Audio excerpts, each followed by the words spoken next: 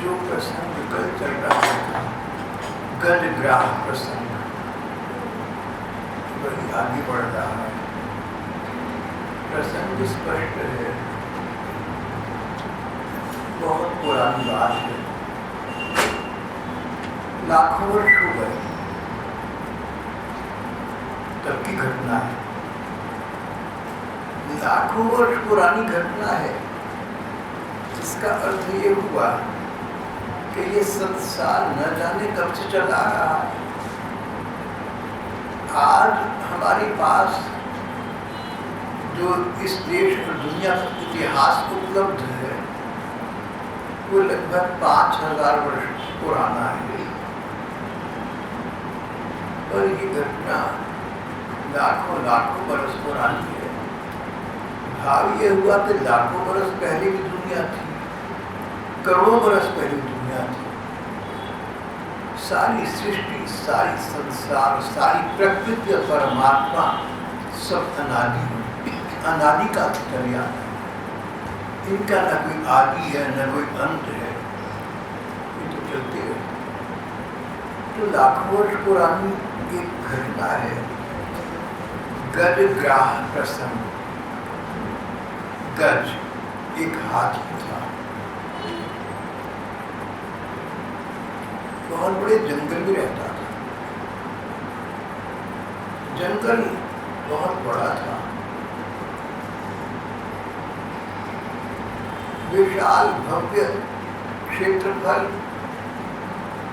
और प्राकृतिक सुषमा से भरपूर ये वन मानो एक रमण स्थली हो, पिकनिक प्लेस। विशाल भव्य वन और प्रकृति के सभी सौंदर्य उसमें विराजमान।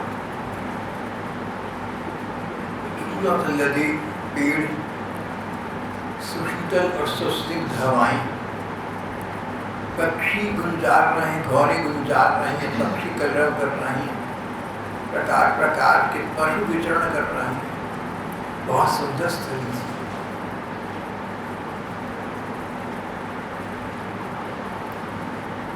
वन था तो उसमें अनेक प्रकार के पक्षी, सभी प्रकार के पशु पक्षी। प्रायः शेर से हाथी डर जाता है, पर यहाँ इस वन का विधान उल्टा था। यहाँ पर एक हाथी रहता था जिसकी चिंगार सुनकर या आसपास पता लगने पर बड़े बड़े बब्बर शेर भी भाग जाया करते थे डर के मारे। इस जंगल का राजा शेर था, इस जंगल का राजा ये हाथी था। हाथी को हिंदी संस्कृत में गज कहते हैं। राजा था ये जंगल का गजराज। गजराज को अपने बल पर बड़ा अभिमान था। गजराज कहता था कि कहावत तो ये है कि शेर जंगल का राजा होता है, पर मेरे अंतर्गत मेरे बात तो न जाने कितने हजारों शेर डरे डरे घूमते हैं। बहुत बलवान गजराज था, उसका साम्राज्य, उसका सुंदर वर्चस्व छाया हुआ था। प्रायः ये गजराज हथिनियों के और अपने बच्चों के साथ जहाँ तहाँ विचरण किया करता, घूमा करता, मदमस्त रहता था। बड़ा प्रसन्न रहता था।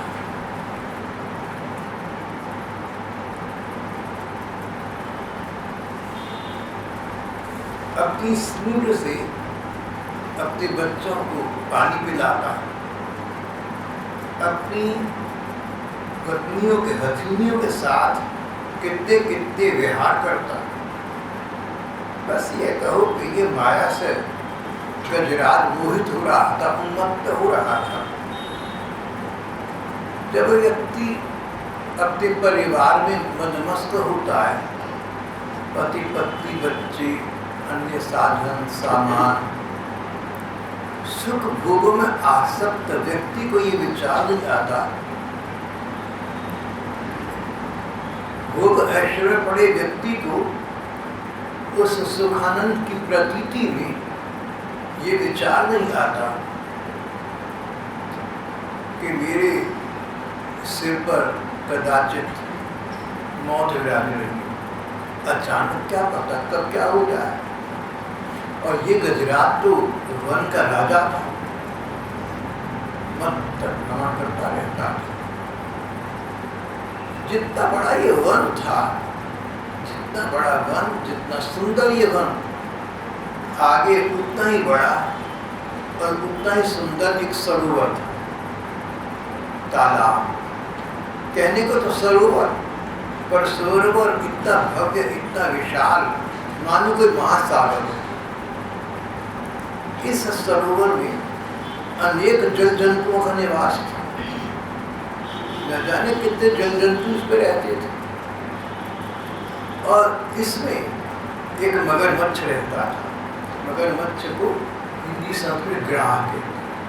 एक ग्राह रहता था, एक मगरमच्छ रहता था। इस मगरमच्छ की कहानी वही थी जो वन के गजराज की थी। मगरमच्छ को लगता था कि इस विशाल भव्य सरोवर का राजा, इसका स्वामी हो। मेरे जैसा बलवान संसार में कोई देवता भी नहीं होगा, कोई पशु पक्षी तो क्या हो सकता है। ये मगरमच्छ अपने विशाल जल प्रवाह में जहां तहां विचरण किया करता, भागता दौड़ता रहता। और सरोवर का प्रयोग जलचर इसकी आज्ञा के बिना नहीं कर सकते थे, फिर थलचरों के बाद ही क्या। अब दो गजराज एक स्थान पर, दो बलवान एक स्थान पर मिल गए।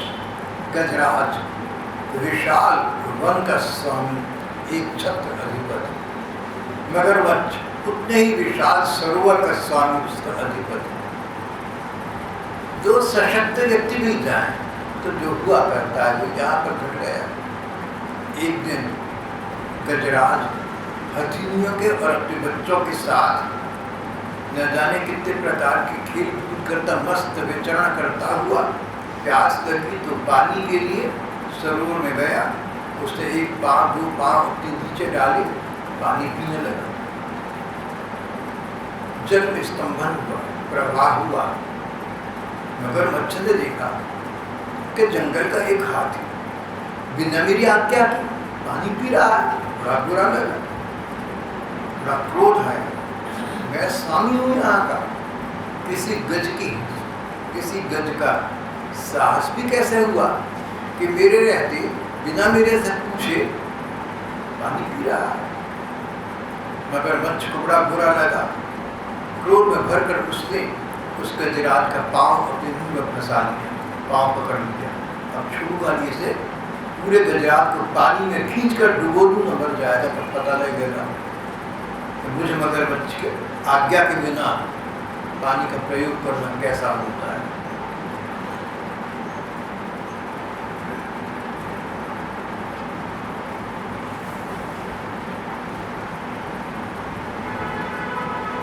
बेचारे गजराज को क्या पता था कि उसके सिर पर ये विपत्ति, ये मौत मंडरा रही है। क्षणों पूर्व अपने आप को उस विशाल भव्य वन का एक छत्र अधिपति मानता था। मस्त होकर स्वच्छंद विचरण कर रहा था। हथिनियों के और बच्चों के साथ बड़ा प्रसन्न था। संसार के सभी व्यक्तियों की यही तो दशा है। समय किसका कब कैसा आ जाए कौन कह सकता है। तो संसार में सुख भोग करने में आपत्ति नहीं है, लेकिन भगवान के स्मरण में भी समय लगाना चाहिए। कुछ ऐसी दिनचर्या होनी चाहिए जब हम अपने जीवन का कुछ भाग सुख सुविधाओं को और अनिवार्यताओं की पूर्ति को अवश्य दें, पर थोड़ा सा समय अपने स्वामी, अपने जीवन दाता के लिए निकालें। जो सुख में सुमिरन करी दुख काहे को हो। गजरात तो मदमस्त हो रहा था, उन्मत्त हो रहा था, सिर पर काल मंडरा रहा है, वो सोच नहीं सकता था, पर जीवन की कटु वास्तविकता यही थी। अब अपनी कल्पना रूप से जागा और यथार्थ का वास्तविकता का सामना करना पड़ा। मगरमच्छ जल में रहने वाला जीव है, तो जल में पड़ा हुआ हाथी का पांव अपनी ओर खींच रहा था, उसे कोई श्रम होता रहते ही जल में है, लेकिन हाथी तो जंगल में रहता है, जल में नहीं रहता। हाथी को ऐसा लगा लगातार लंबा संघर्ष के पश्चात मानो उसका शरीर गलता जा रहा है। कथाकार कहते हैं कि इन दोनों का ये युद्ध बहुत लंबा चलता रहा, वर्षों चलता रहा। शरीर छीनने को आ गया, हाथी का शरीर गलने को आ गया। हाथी के घर वालों ने अपना सब भरसक प्रयत्न हाथी को बचाने का किया, लेकिन मगरमच्छ के सामने उनकी एक नजर। संकट काल में रक्षा करानी हो तो एक मात्र उपाय भगवान का स्मरण और भगवान की शरण। सारे घर वाले हार गए और अंत में बहुत दिनों तक बार-बार जल में खींच जाने से गजरात का शरीर स्थिर पड़ गया।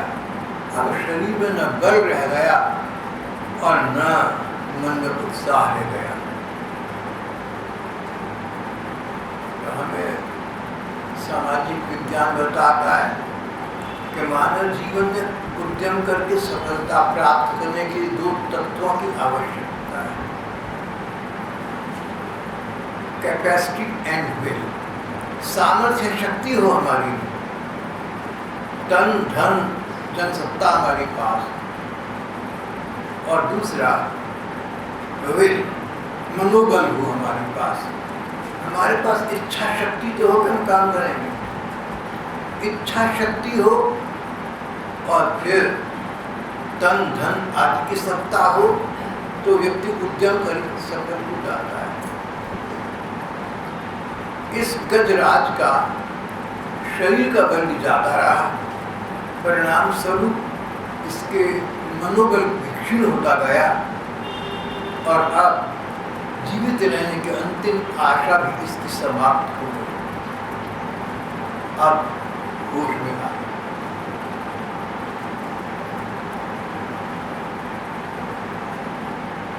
जंगल में आग लगने के बाद कुआं खोदने की कोशिश की तो क्या लाभ हुआ।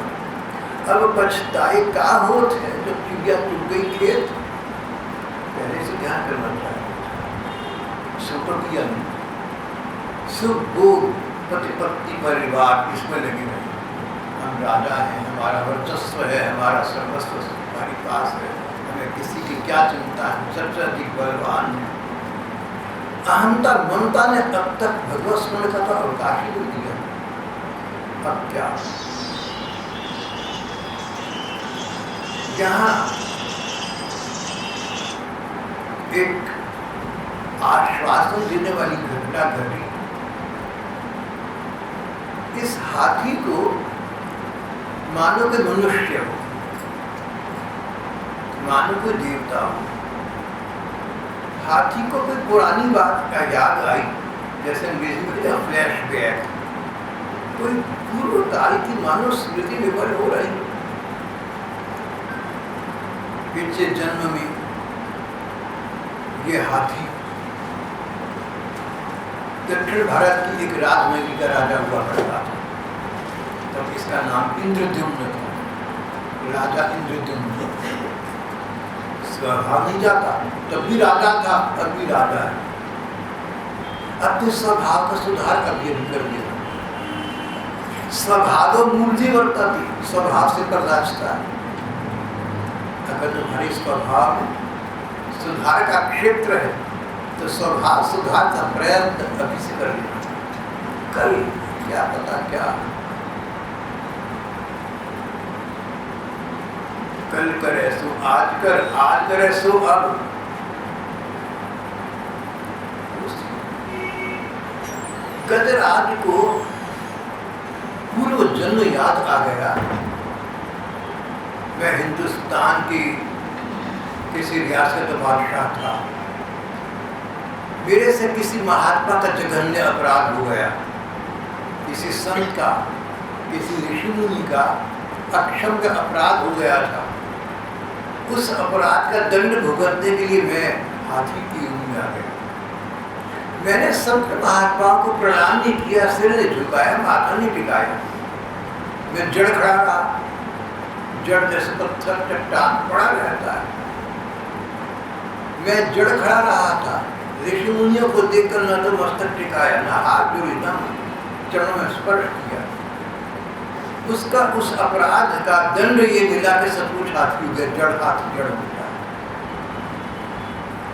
पर गजराज को एक और बात भी याद आई। उसी पिछले जन्म में भले ही राजा इंद्रद्युम्न इसका नाम था, इसके द्वारा ऋषि मुनियों का जघन्य अक्षम्य अपराध हो गया था, पर इसके जीवन में भगवत भक्ति का स्थान था। इस दिनचर्या, इसका कार्यक्रम ऐसा था कि राजकाज के काम को तो देखता था, घर गृहस्थी के दायित्व तो भुगतता था, लेकिन थोड़ा सा समय भगवान की प्रार्थना करने में बिताया करता था। एक स्तोत्र बोला करता था,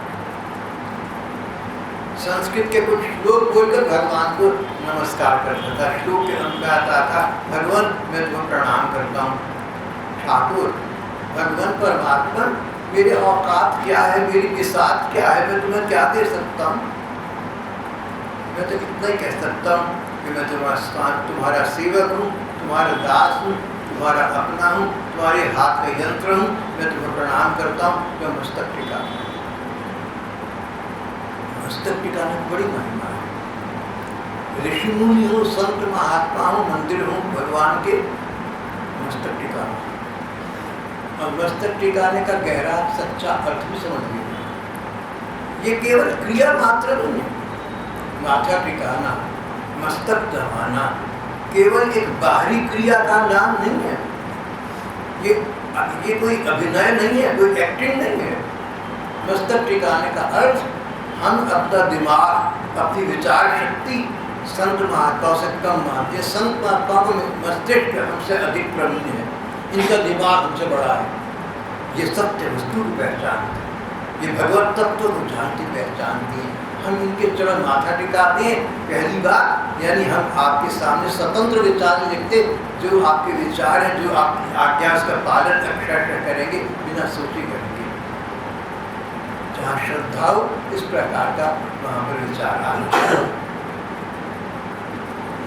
तो जो माथा टिकाना है, हमारे राष्ट्र की परंपरा में इसका बड़ा महत्व है। जो व्यक्ति माथा टिकाता है कहीं, उसमें उस समय अभिमान का लेश नहीं रहता, ये भी स्पष्ट है। जो अहंकारी व्यक्ति है वो माथा नहीं टिकाता, बड़ा समझता है। विनम्रता होनी चाहिए जीवन में। विद्या ददाति विनयम। अगर आपके पास शिक्षा है, अविद्या है, ज्ञान है, तो उसका फल है कि आप झुक जाएंगे। कहावत है कि पेड़ की जिस डाली फल ज्यादा उगते वो झुकती है।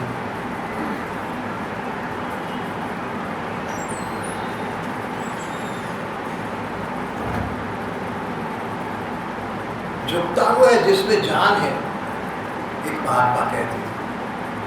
झुकता है वो शायद जिसमें जान है, अकड़ खास मुर्दे की पहचान है। अरे तो मुर्दे थोड़ी अकड़ के खड़े हुए, जड़ खड़े हुए, हाथी जोड़ा हो।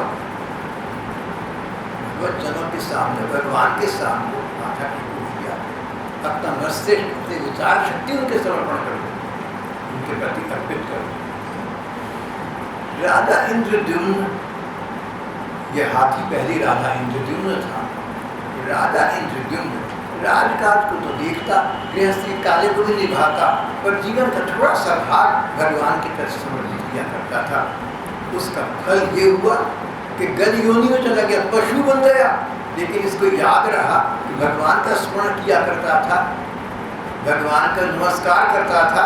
इसने उसी स्तोत्र के द्वारा, उन्हीं श्लोकों के द्वारा आज भगवान विष्णु को पुकारा। हर श्लोक के अंत में आते हैं, परमात्मा ऐसे तुम ठाकुर को प्रणाम करता हूँ, मैं पुस्तक टिकाता हूँ।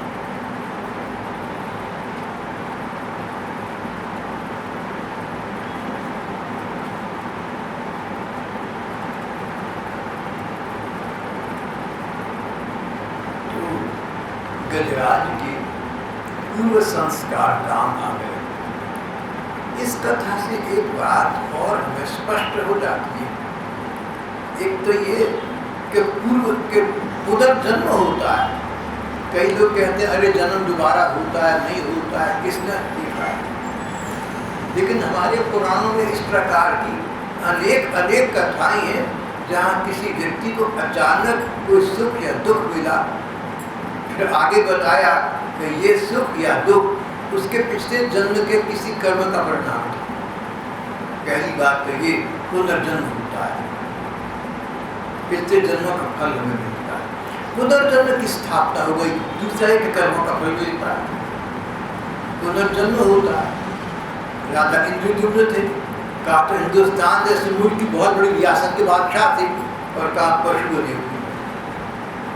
हम लोग आप लोग न जाने कितने जन्म हो चुके हमारे पहले, क्या पता हम भी कभी हाथी, शेर, कुत्ता, चील क्या रहे, क्या पता कभी देवता ऋषि मुनि रहे। एक कथा में आता है कि हमारे सारे ग्रंथों के लेखक व्यास जी, पुराना के प्रणेता व्यास जी, एक पिछले में पीड़ा थे, बाद में व्यास जी बने। एक स्थान पर आता है कि एक बार किसी महात्मा कीड़ा मिला, बहुत दुर्दशा में था। महात्मा को, सर्वज्ञ महात्मा थे, सिद्ध महात्मा थे, उस पर अब तक गंगा छिड़का, मनुष्य की भांति बोलने लगा, बोले भैया तुमने क्या कर्म करा जो कीड़ा की दुर्दशा को प्राप्त हुआ? पिछले जन्म में तू कहाँ था? बोले पिछले जन्म में मैं स्वर्गों में देवता का राजा इंद्र था।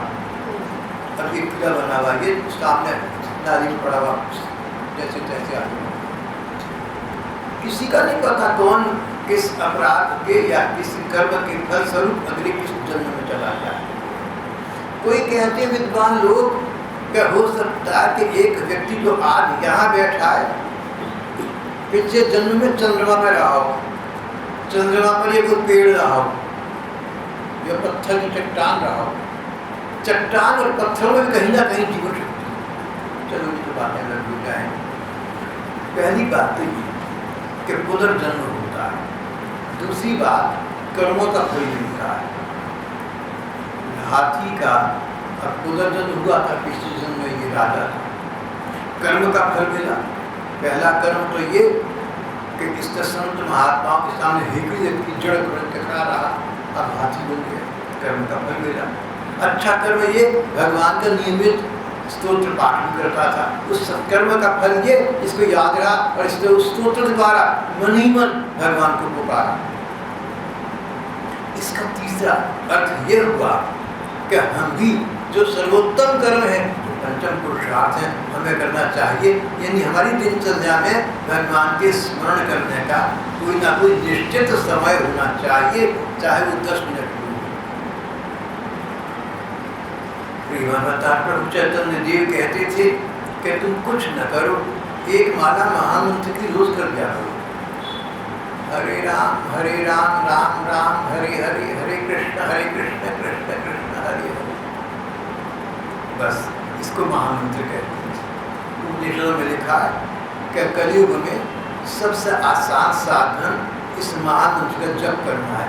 एक माला, इस मंत्र को 108 बार गिनती करके बोलो तो तुम्हारी एक माला हो गई, 10 मिनट में हो जाती है, 15 में हो जाती है। यहाँ के जो वैन भाई अभ्यस्त हैं, इनकी तो 5-6 मिनट में हो जाती है।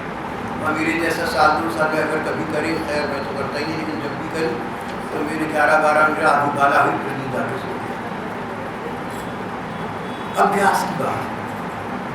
दूसरी बात ये, नाम जप में गणना का महत्व नहीं है, प्रगाढ़ता का महत्व है। हमारी पूज्य प्रवर सेठ जी श्री जयदयाल गोविंद महाराज कहते थे कि तुम 10 माला के बजाय 1 माला करो, आधी माला करो, दिल लगा के करना, वक्त ना बढ़ाओ, मन की लगन बढ़ाओ। ये तो बहुत ही सुंदर बात है। तो पंचम पुरुषार्थ के लिए हमारे प्रतिदिन के जीवन में स्थान होना चाहिए। हमारे 24 घंटे बीतते हैं, तो अब सोचो तो 24 घंटे में 24 मिनट तुम भगवान को नियमित देते तो, अरे 24 मिनट ना दो, 12 मिनट दे दो भैया, नियमित देना। नियम की बड़ी महिमा है, नियम की बड़ी महिमा है। कभी दे दिया, कभी नहीं दे दिया, कभी 2-4 माला कर ली, कभी आधा कर ली, ऐसा नहीं, नियमित। कहते हैं कोई व्यक्ति आपके पास, जब आप घर वापस आते हैं दफ्तर से, कार्यक्रम से, चैन के 2 पल काटने के लिए, आराम करने के लिए, तो एक ऐसा व्यक्ति उकताने वाला महाबोर आपके पास आकर, सुना भाई तेरा क्या हाल है, भाभी जी चाय तो बनाओ, भाभी जी परेशान, दोस्त परेशान, दफ्तर से हारे थक गया, आगे आके बैठ जाता है, फिर चाय भी पीता, दफ्तर में काटता है। 30 दिन ये आदमी बोर करता रहा, उकताता रहा। इसके जाने के बाद घर वाले कहते थे कि बाबा इसके कैसे किस्सा छुड़ा है। 31वें दिन वो नहीं आया, तो ये जो पति पत्नी थे आपस में बोले भाई आज क्यों नहीं आया, क्या बात हो गई? बोले भैया आखिर रोज आता से पता तो कराओ क्या बात। नियम की महिमा है, नियम तो 30 दिन निभाया, भले ही तुम्हें बोर कर रहा था, लेकिन तुम कहोगे 30 दिन चाहे बोर करा, आया तो सही भैया, कुशल मंगल चल रहा, क्या बात है, क्यों आया बता।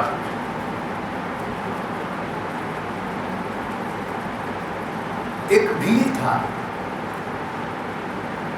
गांव से दूर एक जंगल में शिव जी का मंदिर था, शिवलिंग था, टूटा टूटा पुराना। गांव को लोग श्रद्धा से आते, जल चढ़ाते, बेलपत्र चढ़ाते, प्रणाम करते चले जाते। ये भील नास्तिक था, इसको इन बातों में श्रद्धा नहीं थी। जब सब लोग चले जाते, उससे भरा हुआ आता और एक डंडा मारता शिवलिंग पर चला जाता। अब इसका नियम बन गया कि डंडा शिव जी को मारना। कई वर्ष बीते, एक बार वो भील डंडा मारने नहीं आया। कथा कहती है कि शिवलिंग से साक्षात शिव जी प्रकट हो गए और जगत जननी भगवती पार्वती, कहने के पार्वती, वो भील नहीं आया डंडा मारने। जगत जननी ने कहा बात तो ठीक है आपकी, आइए पता करने चले। बोले डंडा रोज मारता था। पार्वती जी ने कहा कि छोटे छोटे बच्चे माँ की गोद में टांगे मारते, पाँव मारते, तो माँ क्या बुरा मानती है? मैं तो उसकी माँ हूँ, तुम तो उसके पिता हो। अगर गोद में माँ के बच्चा टांग मारता है, पाँव मारता है, तो माँ को अच्छा लगता है, बुरा नहीं मारता। चलो चलती थी, जाके देखा तो बीमार था। ब्राह्मण के रूप में गए, देखा बीमार है, उसका इलाज करा, वो ठीक हो गया। थे तो शिव जी पार्वती जी, उनके संस्पर्श से उसकी मुक्ति हो गई। भक्ति कथा भाव एक नियम की बड़ी महिमा है। तो भगवान तो अर्जुन के डंडा मारो तो रोज तो भी नियम निभाने वाले का ध्यान रखते हैं। इसका मतलब क्या हुआ? ये नहीं कि आज से मैं डंडा मारूंगा। इसका अर्थ ये हुआ कि अगर डंडा मारने पर भगवान इतनी कृपा करते हैं, तो डंडे के स्थान पर अगर फूल चढ़ा दें, पानी चढ़ा दें, हाथ जोड़ दें, प्रणाम कर दें, तो कितना अधिक फल देंगे। किम पुनर्ब्राह्मणा पुण्या भक्ता राधश्रेष्ठ था, गीता जी में लिखा है। तो 24 घंटे में 10-12 मिनट का भी नित्य प्रति का नियम बनाना, इस जन्म ही में नहीं, अगले जन्म में भी कहीं तुम्हारी सहायता कर सकता है। राधा इंद्रद्युम्न था, कुछ श्लोकों के द्वारा भगवान विष्णु को नमस्कार किया करता था। आगे का क्या पता था बेचारे को कि मैं हाथी बन जाऊंगा, और ये भी क्या पता था कि हाथी बनकर इस स्तोत्र पाठ के फल स्वरूप मुझे याद रहेगा कि मैं स्तोत्र बोला करता था। और अब याद रहा तो वही स्तोत्र हाथी संस्कृत में श्लोक बोल रहा है। जो वैदिक संस्कृत, यहाँ के बड़े बड़े संस्कृत विद्वानों को तथा चिंता आती हो, वो हाथी बोल रहा है। स्मरण की महिमा है, नियम की महिमा है, भगवत संस्पर्श की महिमा है। एक महात्मा कहते थे कि भीलदी अनपढ़ गंवार शबरी में ऐसा क्या गुण था कि कैलाश पर्वत पर बैठे भगवान शंकर पार्वती से शबरी की चर्चा कर रहे हैं। अनपढ़ भीलदी गंवार और कैलाश पर उसकी चर्चा हो रही। एक बार मुझे पता लगा कि अमेरिका किसी बड़ी यूनिवर्सिटी में प्रोफेसर लोग मेरी बात कर रहे हैं। मैं फूल के कुप्पा हो गया, अच्छा अमेरिका में मेरी बात हो रही है। और यहाँ कैलाश पर्वत इस संसार से कितना दूर, कितना परे, वैकुंठ धाम के पास, वहाँ पर शिव जी पार्वती से शबरी को चर्चा करने वाली कौन? शिव जी पार्वती। कर कहा रही है? कैलाश पर्वत पर। संविधान की महिमा है, नियम की महिमा है, भगवत स्मरण की महिमा है। प्रत्येक व्यक्ति को जीवन का थोड़ा सा समय सुनिश्चित रूप से ठाकुर जी के स्मरण में लगाना चाहिए।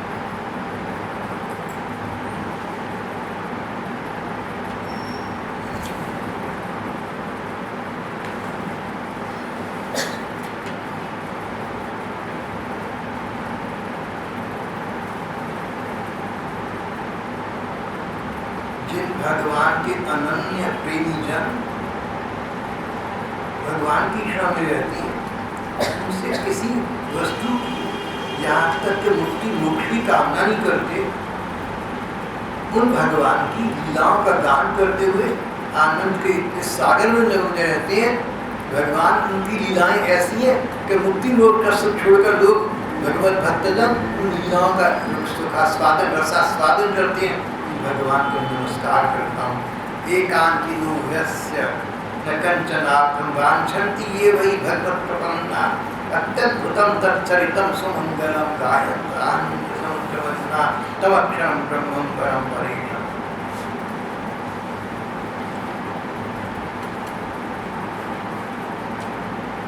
गजेंद्र ने अपने हर श्लोक के अंत में कहा था, उन भगवान को मैं प्रणाम करता हूँ। स्वर्ग में देवता चर्चा करने लगे, ऐसा कहते हैं, कहने लगे कि किसको प्रणाम करें, कि गजराज किससे प्रार्थना कर रहा है? भगवान तो भगवान शंकर। कई लोग अपने को भगवान मानते हैं संसार में, कई लोग गुरुदेव को भगवान मानते हैं, कई संतों को भगवान मानते हैं, देवताओं को भगवान मानते हैं। ब्रह्मा जी भगवान शंकर, भगवान वरुण, न जाने कितने भगवान, भगवती जगत जननी, सो तो भगवती है ही है। लेकिन सबने कहा कि ये भगवानों के भगवान देव भगवान विष्णु को उपासना कर रहा है। तो भगवान विष्णु ने सोचा कि ये मेरी प्रार्थना कर रहा है, अनेक देवता हैं, ये भटक नहीं रहा, ये अटक नहीं रहा, इसने मेरी प्रार्थना की, मुझे जाना चाहिए। गरुड़ पर बैठे, अपने वाहन पर बैठे और सीधे इसके पास पहुंचे पर देखा कि गजराज बेचारा दुर्दशा में फंसा हुआ है। तो गरुड़ जी को रुकने का हुक्म नहीं दिया, इतना समय तक कूद पड़े। अब गजराज की देखिए विवेक बुद्धि, उसकी पैसा समाई, उससे भी पास में एक जल में आकर को फूल देखा कमल का, उठाकर इसमें से भगवान को अर्पण किया। कहते हैं कि भगवान के चरणों में, मंदिरों में, आश्रमों में, संतों में कहीं जाओ, थोड़ी बहुत भीड़ अर्पण करनी चाहिए। जब मैं आपसे ये कहता हूँ ना कि मंदिरों में, सत्संग स्थलियों में, संतों के पास भेंट अर्पण करनी चाहिए, तो आप लोग भली भांति समझते हैं कि मेरा मतलब बड़े बड़े आश्रमों से, बड़े बड़े संतों से, इन विधानों से है जो घरेलू तौर पर सत्संग होते हैं उनसे नहीं है। अगर हम लोग यहाँ सत्संग करते, हमारी पर ये बात लागू नहीं होती, हम तो भाई बैठ कर अपनी कम्युनिटी काटने सब कुछ करते हैं। मैं तो आप लोग से पाठ करता हूँ, ये बोलचाल की शैली में करता हूँ, प्रवचन की शैली में करता हूँ। लेकिन जहाँ बड़ी बड़ी सत्संग चल रही हैं, आश्रम चल रही हैं, भगवान के मंदिर बने हुए, वहाँ पर अगर आप लोग जाती हैं तो थोड़ी बहुत भेंट की सामग्री आपको अर्पित करनी चाहिए और नमन भी करना चाहिए। भगवान एकदम कूद पड़े और उन्होंने सबके सामने गज और ग्राह दोनों को सरोवर से बाहर पृथ्वी पर निकाला।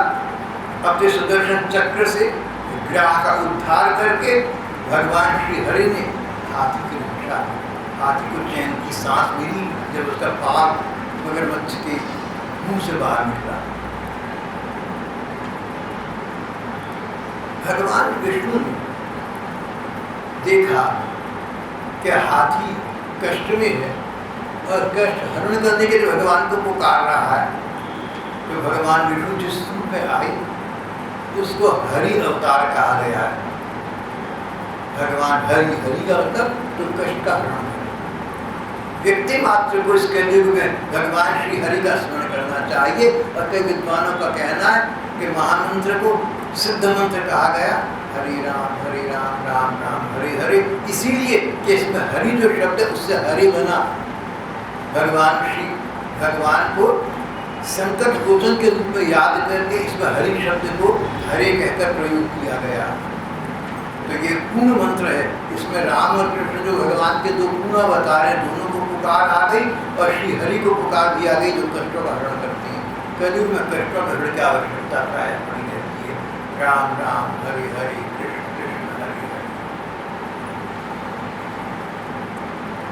भगवान ने अपने सुदर्शन चक्र से उस ग्राह का मगरमच्छ का उद्धार किया। कई विधर्मी जनों का ऐसा कहना है कि हिंदुओं के धर्म में ये बहुत बड़ी कठिनाई है कि परमात्मा भी लोगों को बार-बार पूछा फिरता है। एक ने कहा कि ईसा को देखो, उनके पीले ठोकी गई, इनको प्रभु क्षमा कर दिया। ईसा को दयानंद सरस्वती को जहर दिया गया, बोले भैया पैसे के भाषा में आर्य समाज की प्रवर्तन। एक हमारे हिंदू धर्म में विदेशियों का कहना है, ऐसा होता है कि भगवान इंसान के रूप में आते वार्ता पहुंच जाते हैं। कंस को मारो, रावण को मारो, ग्राह को मारो, चक्र से गला काट दो। अगर ये प्रश्न जिज्ञासा श्रवण के लिए किया जाए तो प्रश्न सुंदर है। मस्तिष्क का प्रयोग होना चाहिए और आप लोगों को भी अंधविश्वास से काम न लेकर अपने तर्क शक्ति का प्रयोग करना चाहिए। और जो लोग कथा कहते सुनाते तो पूछना चाहिए कि भगवान ने हिंसा क्यों करी। तो महात्मा बताएंगे भगवान ने हिंसा नहीं करी। जैसे पानी में हाथ डालो तो जलेगा ही, जैसे पानी में हाथ डालो तो पीला जरूर होगा, ऐसे भगवान का जहाँ स्पर्श होता है ना, वहाँ पर शांति अपने आप प्राप्त हो जाती है। जैसा सूरज में धूप है, ऐसे भगवान के स्पर्श शांति है।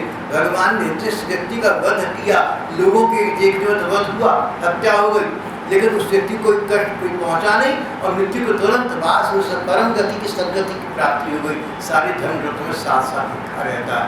जहाँ आप रहेंगे कि भगवान ने अमुक व्यक्ति का वध किया, वहाँ ये भी लिखा होगा और उससे सदगति प्राप्त हो गई। अगर किसी अकाल मृत्यु कोई किसी को मार दे तो धर्म ग्रंथ है कि अकाल मृत्यु के बाद व्यक्ति भूत बन जाता है। ऐसा आम मान्यता है, धर्म ग्रंथों का ऐसा कहना है। लेकिन भगवान के हाथों मारा जाने के बाद कोई भूत प्रेत बन गया हो, ऐसा एक भी उदाहरण कहीं नहीं है। जहाँ है वहाँ ये उसको सदगति प्राप्त हो गई, उसको भगवत धाम की प्राप्ति, मोक्ष की प्राप्ति, मुक्ति की प्राप्ति। इसका उदाहरण महात्माओं ने दिया।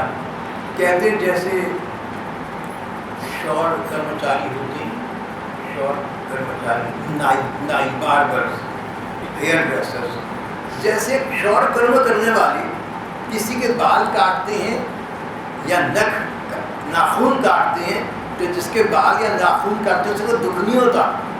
इसी प्रकार भगवान के सुदर्शन चक्र द्वारा जब किसी का वध होता है उसे कोई दुख नहीं होता, उसे उसी समय शांति प्राप्त हो जाती है। शाश्वत शांति निगच्छति, शाश्वत शांति, शाश्वत शांति की प्राप्ति उसी क्षण हो जाती है।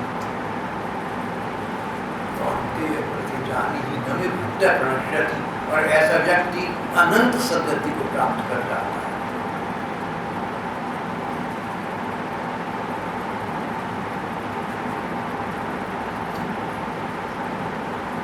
कहीं कहीं भागवत के कथाकार ऐसा भी कहते हैं कि पहले मगरमच्छ का उद्धार हुआ, बाद में हाथी का उद्धार। मगरमच्छ का पहले उद्धार क्यों हुआ? इसलिए कि मगरमच्छ ने अपने अनजाने में उस हाथी का पांव पकड़ा था। जो किसी पाप कर्म का फल भोगने के लिए हाथी भले ही बन गया हो, लेकिन था भगवान का भक्त। जो मनुष्य था भगवान का भजन किया करता था, राजा था, गृहस्थ था, लेकिन फिर भी भगवान का भजन करता था। जो व्यक्ति राजा और गृहस्थ होने के बावजूद समय निकालकर भगवान का भजन करता है, उसको बहुत शीघ्र कोई तत्व वस्तु की प्राप्ति होती है।